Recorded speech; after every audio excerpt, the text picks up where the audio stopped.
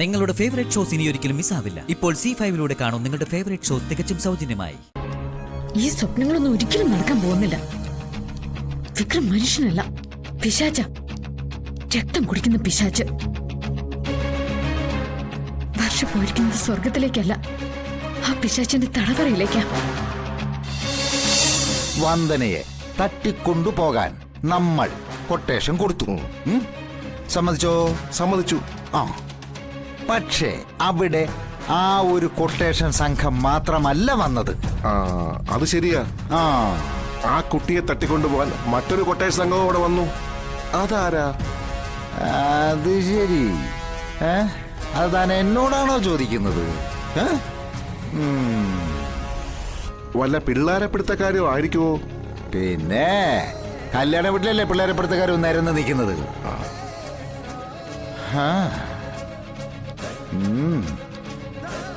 എന്നാലും ആ സാധ്യതയും തള്ളിക്കളയാൻ പറ്റില്ല. അതല്ലെങ്കിൽ പിന്നെ ആരാ? ചിലപ്പോ ഒരു പക്ഷേ ആ ദിയമോളുടെ ബന്ധുക്കളോ മറ്റോ ആയിരിക്കും. അതോ ദിയമോളുടെ അച്ഛൻ രാജീവ് മേനോന്റെ സഹോദരിയോ അവളുടെ ഭർത്താവ് സാഗറോ ആയിക്കൂടെ?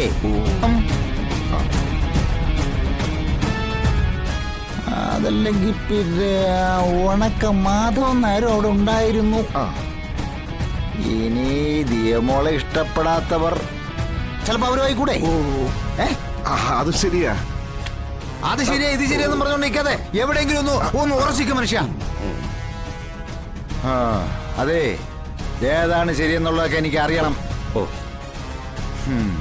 കുട്ടിയെ കിഡ്നാപ്പ് ചെയ്യാൻ ശ്രമിച്ചത് ആരാണെന്ന് അറിഞ്ഞിട്ട് എന്നോട് വന്ന് പറയണം. അത് ഞാൻ ഏറ്റു. സാർ, എന്റെ ഒരു സംശയം. എന്ത്? ഈ കിഡ്നാപ്പ് ശ്രമത്തിന് പിന്നെ വേണ്ട. അച്ഛാ, എന്താടാ? കുറെ തട്ടിക്കൊണ്ടു പോകലുകാർ ഇറങ്ങിയിട്ടുണ്ട്. ഇവനെയൊക്കെ പബ്ലിക് റോഡിൽ വെച്ച് തൂക്കിക്കൊല്ലണം. അല്ലെങ്കിൽ വേണ്ട, പഴയ കാലത്ത് പോലെ കൈയും കാലും വെട്ടിയരിഞ്ഞ് അരയാല് തൂക്കിയിട്ടാലും മതി. അല്ലച്ചാ, ഇങ്ങനെ ആളിനെ തട്ടിക്കൊണ്ടു പോകുമ്പോ ഇവന്മാർക്ക് എന്താ കിട്ടുന്നത്? കൊട്ടേഷൻ കൊടുക്കുന്നവന്മാരെ വേണം നല്ല പത്തല് വെട്ടി അടിക്കാൻ. അല്ല, ഇതിനെ കുറിച്ച് സെക്രട്ടറിയുടെ അഭിപ്രായം എന്താ? അത് ശരിയാ, അങ്ങനെ തന്നെ വേണം. സെക്രട്ടറി അല്ല, ആണായി പറഞ്ഞവരാരും ഈ നാറിയ പണിക്ക് പോകുമെന്ന് എനിക്ക് തോന്നുന്നില്ല. അല്ല, അച്ഛൻ എന്ത് പറയുന്നു? നിന്നെ ഇപ്പൊ ആരെങ്കിലും ഇങ്ങോട്ട് വിളിച്ചോ? ഇല്ലല്ലോ. അച്ഛാ, ഞാനതിനൊന്നും പറഞ്ഞില്ലല്ലോ. പത്രത്തിൽ കിഡ്നാപ്പിന്റെ വാർത്ത കണ്ടപ്പോ പറഞ്ഞത് തെറ്റായി പോയോ? മനുഷ്യനിവിടെ തലവരുത്തിരിക്കുമ്പോ വായി തോന്നെ വിളിച്ചു പോകാതെ എന്റെ പതി അറിയപ്പെടാം. ഇങ്ങനെ ഉണ്ടൊരു ജന്മം. അച്ഛാ, ഈ പത്രത്തില് തട്ടിക്കൊണ്ടുപോയവരുടെ പേരൊന്നും കാണുന്നില്ലല്ലോ. പേര്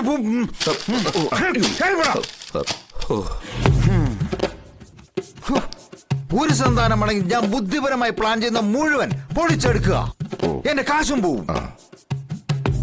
മറ്റൊരു സന്താനമാണെങ്കിൽ ചക്ക ചെയ്ത് ചവണി ചെയ്ത് തിരിച്ചറിയാൻ പാടില്ലാത്ത ഒരുത്തൻ. അത് ഏത് കറക്റ്റ്? ഞാൻ എന്റെ മക്കളെ കുറിച്ചാണ് പറയണത്. രണ്ടും കൂടി എന്നെ ഒരു വഴിക്കാക്കും.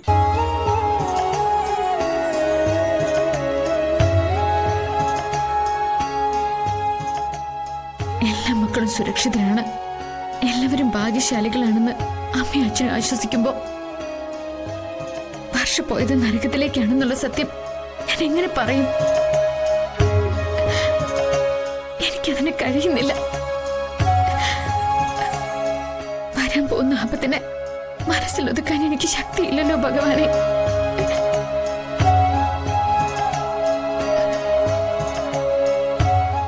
പ്രകാശേട്ടനോടും മനോജിനോടും പറയാം. അവരുടെ പ്രതികരണം എന്തോ ആയിക്കോട്ടെ. ദൈവം എന്റെ കൺമുന്നിൽ കാണിച്ചു തന്ന വിക്രമിന്റെ തനി സ്വരൂപം അവരെങ്കിലും അറിയട്ടെ.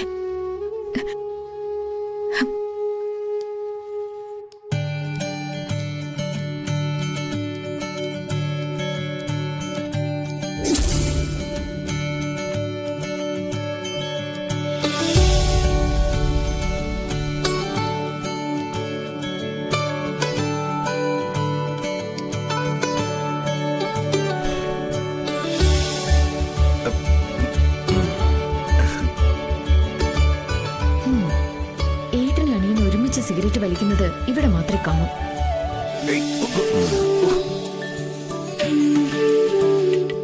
സ്വന്തമായിട്ട് കുറച്ച് വസ്തു വാങ്ങണം, എന്നിട്ട് വേണം അതിലൊരു ഉഗ്രൻ വീട് പണിയാൻ. അച്ഛൻ സ്വപ്നം കണ്ട പോലെ മാനത്തെ കൊട്ടാരം പോലൊരു വീട്. എന്നിട്ട് സുചിത്രയും ഗൂഗിളിനെയും കൂട്ടി അങ്ങോട്ട് താമസം മാറണം. ഐഡിയ ഒക്കെ കൊള്ളാം. പക്ഷേ ഏട്ടൻ പെട്ടിക്കകത്ത് പൂട്ടി വെച്ചിരിക്കുന്ന നക്കാപ്പിച്ച കൊണ്ടൊന്നും ഒരു കാര്യവും നടക്കാൻ പോകുന്നില്ല.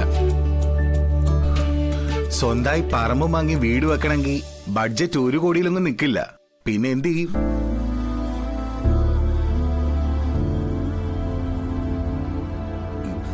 ഏട്ടാ, ഏട്ടത്തിയുടെ വക ഷെയർ ലക്ഷക്കണക്കിന് കിട്ടാനുണ്ടായിരിക്കും അല്ലേ? ഛീ, നിർത്തടാ. നീ എന്താ കളിയാക്ക?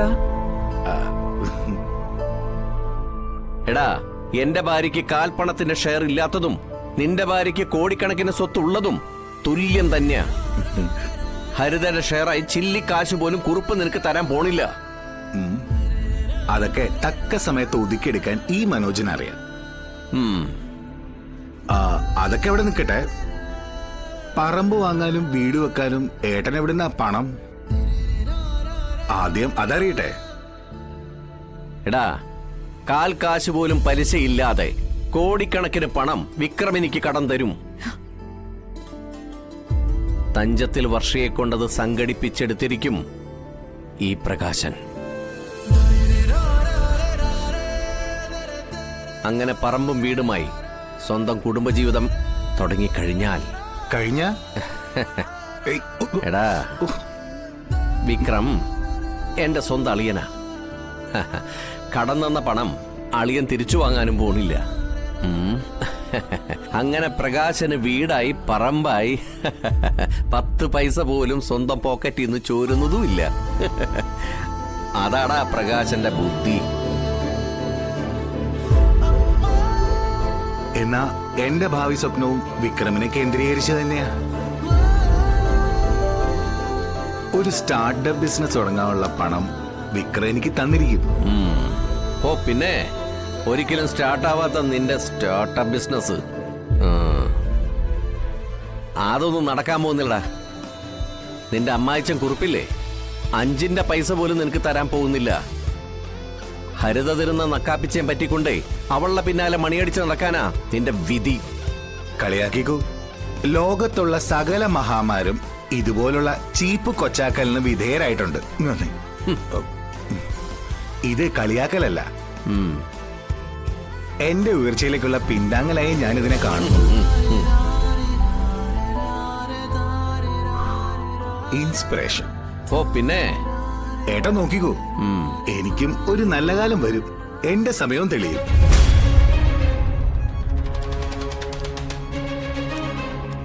ഈ സ്വപ്നങ്ങളൊന്നും ഒരിക്കലും നടക്കാൻ പോകുന്നില്ല. വിക്രം മനുഷ്യനല്ല, പിശാച. രക്തം കുടിക്കുന്ന പിശാച്. വർഷ പോയിരിക്കുന്നത് സ്വർഗത്തിലേക്കല്ല, ആ പിശാചിന്റെ തടവറയിലേക്കാ. ഡൗൺലോഡ് ചെയ്യൂ C5 ആപ്പ്. കാണൂ എല്ലാ എപ്പിസോഡുകളും സൗജന്യമായി.